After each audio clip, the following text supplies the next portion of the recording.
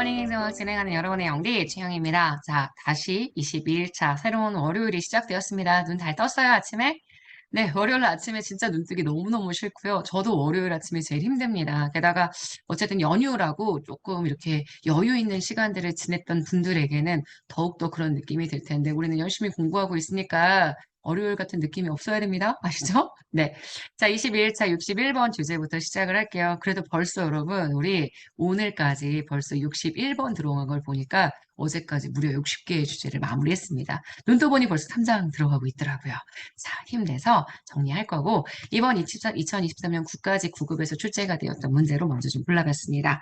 자, 거시조직 이론은 아시겠지만 조직 이론 자체의 의미를 좀 정확하게 알고 계셔야 돼요. 우리 지난 시간 어저께 했었던 61차 주제에서도 구조적 상황론, 상황이론이라고 나왔었죠. 구조적 상황론, 상황이론 다 같은 판단인데 결국 얘가 설명했던 건 유일체선의 방법은 없다. 조직이 처해져 있는 환경에 따라 조직의 구조는 다 달라질 수 있다. 이게 포인트입니다.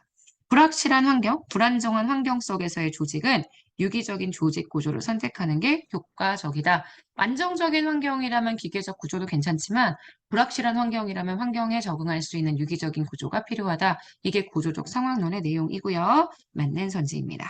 전략적 선택이론, 동일한 환경에 처해져 있는 조직이라고 하더라도 결국 환경을 관리자가 어떻게 지각하느냐. 환경에 대한 관리자의 지각 차이로 상이한 선택을 할 수 있다라는 거. 그래서 전략적 관리자의 선택이 중요하다고 이야기를 하죠. 그래서 2번 맞는 선지가 되고요. 3번입니다. 거래비용 이론이요. 시장에서의 거래비용이 조직 내부의 거래비용. 시장을 통한 거래비용이 조직 내부의 거래비용. 요걸 우리가 다른 말로 관료제 조정비용이라고 얘기를 합니다. 관료제를 만들어서 조직을 만들어서 그 안에서 거래를 내부적으로 만드는 그 비용보다 크다.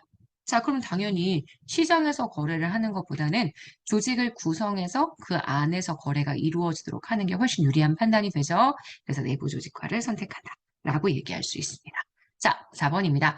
조직군 생태학 이론 변이, 그 다음 선택, 그 다음 보존 이렇게 세 가지의 과정을 통해서 조직군 내에 우리가 어떻게 조직이 형태를 유지하게 되는지를 설명하는 이론이 조직군 생태학 이론인데요. 이때 조직군의 변이를 이끄는 요 변이, 조직군의 변화를 이끄는 변이, 요거는 우연한 변화와 비우연, 계획적인 변화 두 가지 모두가 다 들어갑니다. 그리고 제가 수업 시간에 말씀드렸던 것처럼 보통은 계획적인 변화가 나타나는 경우가 좀 많다고 이야기를 했었습니다.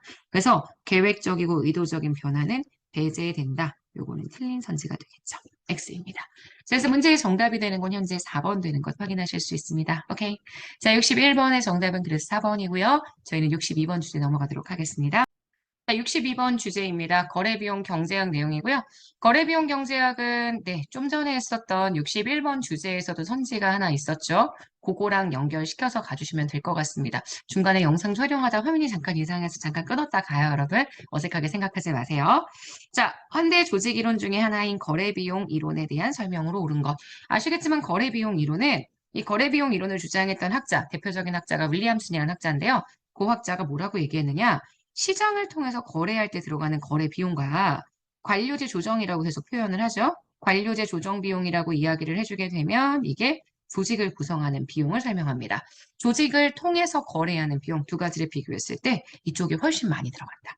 시장을 통해서 거래하는 비용이 훨씬 많이 들어간다. 그러니 관료제 조정이 더 유리하다. 계속 이렇게 설명을 하거든요. 그래서 관료제의 조정 비용과 내용을 같이 봐주셔야 합니다. 그래서 거래 비용의 최소화를 위해서는 이 사람은 거래를 외부화시키면 시장 통해서 거래하자는 얘기인데 이건 비용이 너무 많이 들어간다고 봐요. 거래를 내부화하는 것이 효율적이다라고 생각을 하기 때문에 1번은 X가 되는 거 보실 수 있고요. 2번, 생산의 능력보다는 조직에서 발생하는 비용에 관심이 큽니다. 그래서 조직은 거래 비용을 감소시키기 위한 장치라고 파악을 하죠. 조직의 통합, 내부 조직화, 자, 이거는 조정 비용이 거래 비용보다 클 때 조직을 통합한다 혹은 내부 조직화를 한다라고 이야기를 하는 게 모두 다 결과적으로 조직을 구성한다는 얘기인데 조직의 구성은 조정 비용이 거래 비용보다 작기 때문에 효과적이다라고 이야기를 합니다. 그래서 지금 보시는 3번 틀린 선지가 되고요. 4번 거래 비용에는 거래 상대방의 기회주의적 행동에 대한 탐색 비용은 포함되지 않는다라고 얘기를 했는데 아닙니다. 거래 비용은 거래에 수반되는 모든 비용입니다. 상대방의 기회주의적 행동을 탐색하는 비용. 다시 얘기해서 저 사람이 나한테 사기를 칠까 안 칠까 고민하면서 저 사람 탐색하는 비용까지 다 포함되기 때문에 포함되지 않는다라는 건 완전 틀린 선지가 되고요. 5번입니다. 거래 비용 이론은 민간 조직보다는 공공 조직 아닙니다. 민간 조직에서 지금 비용에 대한 절감 신경을 훨씬 많이 쓰기 때문에 우리 이런 경제학적 베이스를 가지고 있는 이론들은 민간 조직에서의 활용도가 훨씬 높다. 이렇게 정리해 줄 수 있습니다. 그래서 틀린 선지. 문제의 정답이 되는 건 현재 2번 되는 거 보실 수 있을 거예요. 자, 63번으로 넘어가도록 하겠습니다. 자, 조직의 구조 변수에 대한 내용으로 들어왔습니다. 아시겠지만 조직의 구조 변수는 복공집, 이게 기본 변수입니다. 이 복공집을 결정하는데 굉장히 중요한 요인이 되는 게 규기환, 상황 변수입니다. 그래서 이 기본 변수와 상황 변수 사이의 관계들을 정확하게 설정해 주는 게 굉장히 중요하죠. 자, 일단 공식화의 수준이 높다라고 얘기한다는 건 조직이 되게 많은 매뉴얼, 운영되기 위한 표준 절차를 갖추고 있다는 거고요. 매뉴얼을 갖춘다라는 건 그만큼 조직 구성원의 역할이 한정적이란 얘기이기 때문에 재량권이 나타나기는 상당히 어렵다는 의미로 보셔야 합니다.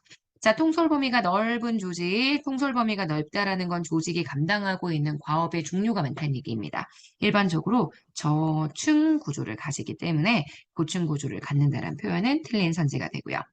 고객에 대해서 서비스를 신속하게 제공하는 것을 요구한다면 직권화가 아니라 일선 관료들의 재량권을 부여해야 고객의 응대에 맞추어서 신속하게 서비스를 결정해서 제공할 수 있습니다. 그래서 고객에 대한 신속한 서비스 제공 요구는 직권화가 아니라 분권화를 촉진시키게 된다. 이렇게 보실 수 있죠. 복잡성은 조직이 얼마나 나누어지고 흩어져 있느냐, 분화의 정도를 얘기하고요. 그래서 우리가 일반적으로 복잡성이라고 이야기한다면 수직적, 수평적, 그다음 공간적 세 가지의 복잡성을 설명하게 된다라고 이야기할 수 있습니다. 문제의 정답이 되는 건 뭐 너무 간단하게 4번 됩니다. 자, 여기까지 해서 우리는 63번 주제까지 정리를 해봤습니다. 이제 조직의 구조 변수에 관련된 내용들 쭉 성령하고 정보조직 체계까지 볼 거니까 조직론 계속 달려가고 있다는 거 기억해 주세요. 자, 여러분 월요일 오늘 하루 정말 잘 보내고 이번 주 내내 좋은 일 가득하게 본인이 원하는 바만큼 목표를 달성할 수 있도록 최선을 다해 보려고 합니다. 여러분 정말 잘 따라와 주시고 저도 열심히 달리도록 하겠습니다. 오늘 하루도 여러분 거예요. 자, 파이팅 합시다. 안녕.